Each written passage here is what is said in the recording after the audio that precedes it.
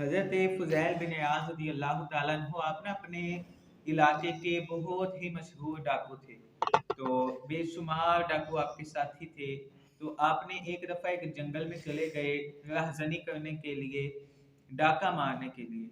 तो वहाँ पे ना आपने एक काफ़िले को लूटा, काफ़िले में एक शख़्स था, वो शख़्स ना कुरान मजीद की आयत मुबारका तिलावत कर रहा था कि अलम यअनि लिल्लज़ीना आमनू अन तख़शअ क़ुलूबुहुम लिज़िक्रिल्लाह, कि क्या ईमान वालों को अभी वो वक़्त नहीं आया कि उनके दिल झुक जाएँ अल्लाह की याद में? कि क्या अभी ईमान वालों पर वो वक़्त नहीं आया कि अल्लाह के अज़ाब से डर जाएँ? तो जब हज़रत फ़ुज़ैल बिन इयाज़ ने ये आयत मुबारका सुनी, तो हज़रत फ़ुज़ैल बिन इयाज़ का दिल नरम हो गया। तो आपने ना उसी वक़्त आपकी आँखों से आँसू आ गए, आपने उसी वक़्त तौबा कर दी।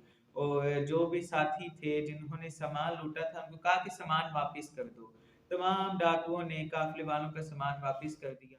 अपने जो साथी थे उनको बुलाया और कहा, क्या मेरे साथियों कि बात इस तरह है कि मैं अब अल्लाह से डरने लगा हूँ, मैंने अब अल्लाह से तौबा कर ली है, आइंदा मैं कभी भी तुम्हारे साथ कभी भी डाकू बनकर किसी काफ़िले को नहीं लूटूँगा।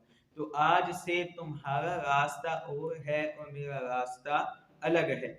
जब आपने अपने डाकू साथियों को कहा तो साथी कहने लगे, क्या फ़ुज़ैल, जब हम डाका डालते थे, जब हम राहज़नी करते थे, उस वक़्त भी तुम हमारे सरदार थे।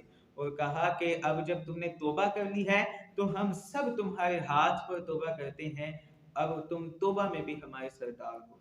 हज़रत फ़ुज़ैल बिन इयाज़, उनके तमाम साथियों ने तौबा कर ली। तौबा करने के बाद जब आपस में बैठे अल्लाह की याद में, तो सबने मशवरा किया कि हमने जिन-जिन से सामान लूटा है, तो उनसे माफ़ी माँग लेनी चाहिए। अगर वो माफ़ कर देंगे, तो हमारी आखिरत भी बेहतर बन जाएगी।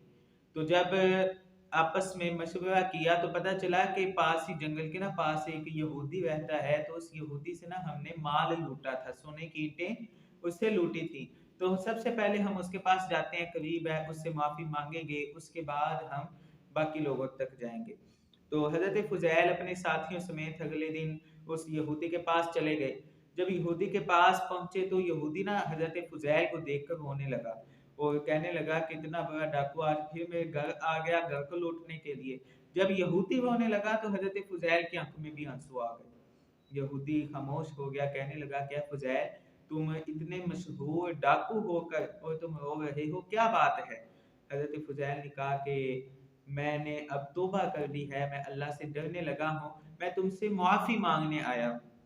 मैंने तौबा कर ली है, अब मैं तुमसे माफ़ी माँगने आया हूँ कि मैंने तुमसे जो भी सामान लूटा था, तो मुझे उसके बदले माफ़ कर दो। जब उस यहूदी ने ये सुना तो यहूदी तुरैत का आलिम था।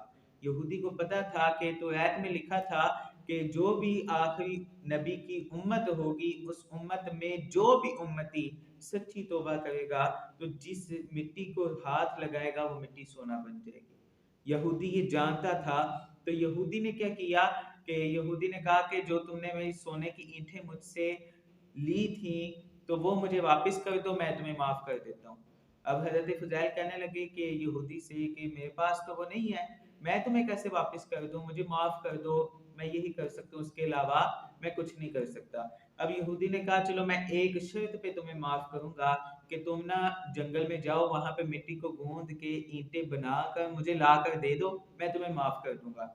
हज़रत फ़ुज़ैल ने कहा, चलो ठीक है। हज़रत फ़ुज़ैल अपने साथियों के साथ चले, वहाँ पर जंगल में पहुँचे। जंगल में पहुंचकर हज़रत फ़ुज़ैल ने मिट्टी को गूँधा, ईंटें बनाई, एक बोरी में डाला और लाकर यहूदी को पकड़ा दिया। अब यहूदी ने जब उस तोड़े को खोला तो उसके अंदर से सोने की ईंटें निकली। अब हज़रत फ़ुज़ैल, उनके साथी हैरान परेशान हो गए कि हमने अपने हाथों से मिट्टी को गूँधा, हमने अपने हाथों से ईंटें बनाई, अपने हाथों से एक बोरे में डाली, तोड़े में डाली, तो यहाँ पर आकर जब हमने खोला तो ये सोने की कैसे बन गई? एक लम्हे के लिए भी ये जो ईंटें थी हमारी नज़रों से गायब नहीं हुई, तो ये सोने की कैसे बन गई?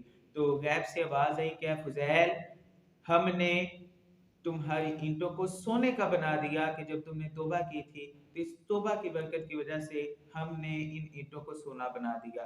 तो यहूदी जो था उसे पता चल गया कि हज़रत फ़ुज़ैल ने सच्ची तौबा की है। तो एक तो मिट्टी की ईंटें जो थी वो सोने की बन गई, और दूसरा क्या हुआ कि वो यहूदी जो था वो हजरत फुजैल के हाथ पर उसने तौबा की और यहूदी भी मुसलमान हो गया।